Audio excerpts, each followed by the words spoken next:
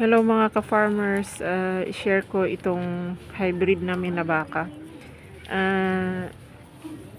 Few years ago, mga magpo 5 years na yata, bumili kami. Yan, dalawa sila, tag 35k isa. So nagmahal na nga yung baka. Last na bili namin 30k lang yung isa eh. So ang name tag nila 122 tsaka 121. So magkapatid yata tong mga to. Yung binilhan namin hindi makapagsalita agad nung tinanong ko ilang months, pero ang suspetsa namin 5 months lang sila ang nila edad noon.